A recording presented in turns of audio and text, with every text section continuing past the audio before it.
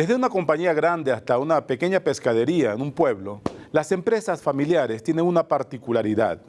Dependen mucho de la huella que haya dejado su fundador. De hecho, lamentablemente, muchas de estas iniciativas, que comenzaron como un emprendimiento muchas veces, no logran sobrevivir a la desaparición física de sus fundadores.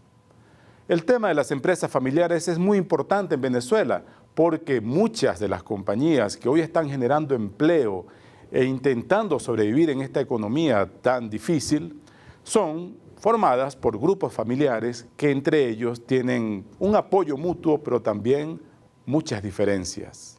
Sobre este tema conversamos con Patricia Monteferrante. Ella es profesora del Centro de Gerencia y Liderazgo del IESA. El mundo de la empresa familiar, en el caso venezolano, sigue como la tendencia a nivel mundial, ¿no? Probablemente nosotros tenemos una coyuntura sociopolítica y económica particular. Pero en los últimos años, por ejemplo, han salido o ha emergido algún tema muy interesante con respecto a la posibilidad de que las empresas familiares son más resilientes en entornos hostiles. Y precisamente yo creo que lo están demostrando. O sea, ante coyunturas económicas, ante coyunturas sociopolíticas, las organizaciones de índole familiar suelen tener fortalezas internas que les permite sobrellevar pues, una situación de esta índole. Otra cosa interesante que está ocurriendo con el mundo de las empresas de familias venezolanas es que muchas de ellas también vieron una oportunidad en esta coyuntura, porque como todo en la vida pues tiene un lado positivo y un lado negativo, de ir hacia procesos de internacionalización, cosa que en mercados estables, por lo general las empresas de familia suelen ser muy conservadoras y no arriesgan. Una aproximación general hablaría de que de cada 10 empresas en Latinoamérica, incluyendo el caso venezolano, 9 se podrían asociar a grupos familiares, lo cual es bastante alto. Pero esto es más o menos una cifra que es igual para el resto del mundo, es decir, las empresas familiares son el motor probablemente de la economía a nivel mundial.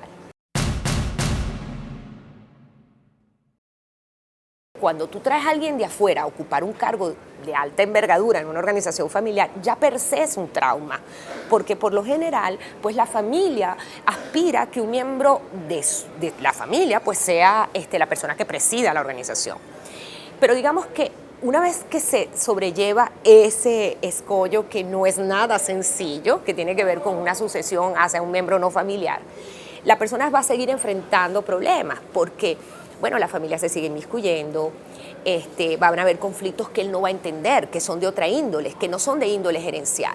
Cuando se produce el proceso de confianza hacia esa persona, su capacidad para decidir va a ser muy alta, versus, por ejemplo, una multinacional. La cercanía con la propiedad es mayor, lo cual no ocurre en una organización multinacional. La otra cara de la moneda en el mundo de empresas de familia es que uno de los grandes problemas que tú le haces ver a las familias propietarias es que si tú no profesionalizas, no vas a captar nunca el mejor talento. En el caso de los miembros de familia, una recomendación que siempre se les hace es que antes de ingresar a la empresa familiar, trabajen en otro tipo de organizaciones, recomendable incluso multinacionales, para que ellos tengan una disciplina diferente, ¿okay? Cuando vayan a la empresa de la familia.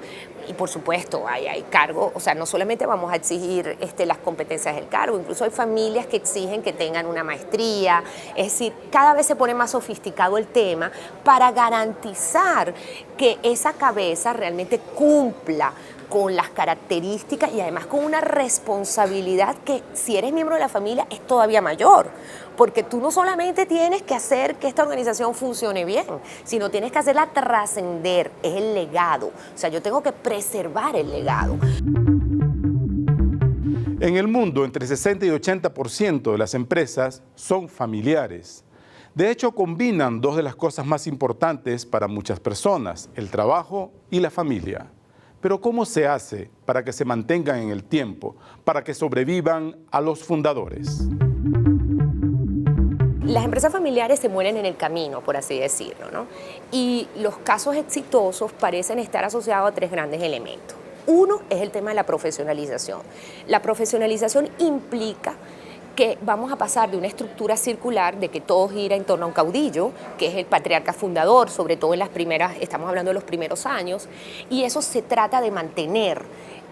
Pero para poder crecer, necesariamente la organización tiene que pasar a una estructura funcional. Y ahí es que se inicia el proceso de profesionalización de la gerencia, como se llama en el mundo de la empresa de familia. Eso termina o culmina con un tema muy interesante, que es la separación del llamado control de la operación y de la propiedad. Porque en las primeras etapas, la familia controla la gestión y controla la propiedad. Entonces, para poder crecer, pues obviamente hay que separar esas instancias. Y eso además es así como que importante también para poder dedicarte como a los aspectos estratégicos. Cuando tú estás inmerso en la cotidianidad, de manera frecuente, no tienes espacio para poder dedicarte, por ejemplo, a todas las oportunidades de negocio, a revisar las estrategias de la organización. En otras palabras, estarías perdiendo teóricamente dinero. Eso por un lado. Entonces, la profesionalización desencadena en otra cosa muy importante, que es las reglas o normas de la vinculación de la familia en relación con el negocio, que no es nada trivial. ¿Por qué? Porque tú no puedes abrir la puerta franca a cualquier miembro de la familia. O sea, tú tienes que permitir que sean solamente los más aptos, los capaces y de acuerdo a las necesidades de la empresa, los que puedan ingresar. Si eso es difícil normarlo, imagínate si yo toco el otro lado, que es cómo desvincular a un miembro de la familia. O sea, cómo yo despido a un primo, a un hijo, a un sobrino o a un mismo padre, ¿no?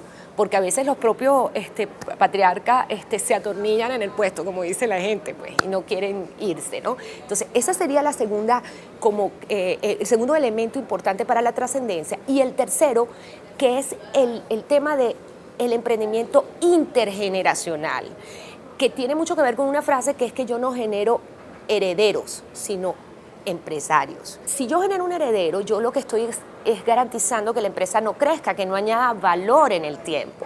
Y si eso ocurre, pues tarde o temprano la familia se come el negocio, porque este negocio no va a darse abasto para todas las ramas familiares que viven de él. Entonces, una de las claves es que tú puedas colocar ese elemento en las generaciones futuras, si lo que quieres es trascender. El 70% de las empresas familiares no sobrevive más allá de la primera generación y del 30% restante, solamente el 13% logra prolongarse a la tercera generación. De hecho, investigaciones en Estados Unidos y Europa señalan que el 50% de estas empresas tiene una vida mucho más corta que las empresas no familiares. Ahora vamos a otra breve pausa y volvemos con más de El Mundo, Economía y Negocios por Globovisión.